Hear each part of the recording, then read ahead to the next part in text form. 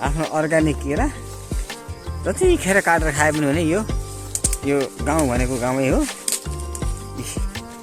म यसो गाउँतिर ससुरालतिर घुम्न आएको बेलामा काम पनि गर्नु पर्यो भनेर हेरेको यसको त दुईटा तिनवटा त बाँदरले खाइसकेको रहेछ। यो ठाउँ यस्तो ठाउँ कि जसको बारीमा गएर केरा काटेर खायो भने यहाँ चाहिँ कसैले केही भन्दैनन् है।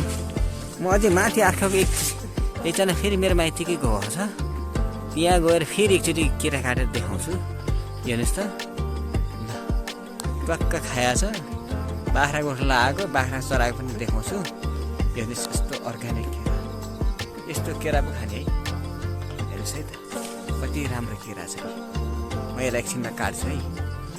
ल गाइस अब मैले यसलाई यहाँदेखि काटेर ढालिदिने भयो। अरू गर्नु त आउनु न। पाहाडको केरा अब यो केरा कमलङ आउने भयो। यो हेर त यो केरा काट्न नसक्ने भएको।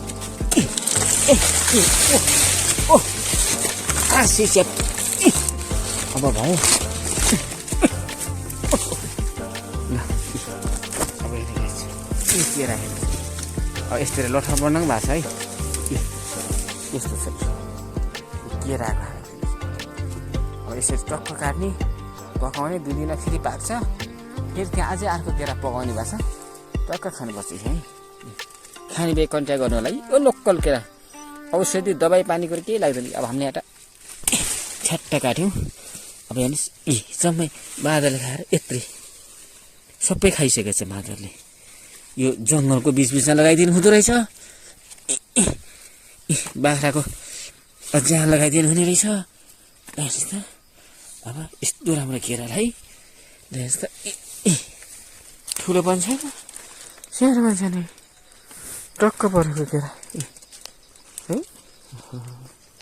कति आनन्द छ। ल यसरी केरा खान बाबु तरामा गएर अलि भात चाम्ने पाहाडको अर्ग्यानिक केरा है।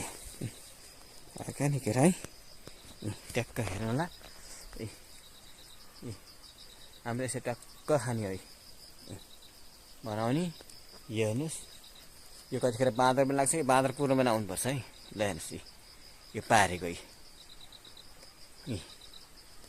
कतिखेर अब टिकटक बनाउन सक्छु है। ल ल थ्याङ्क यू सबैले हेरिदिनु भएमा।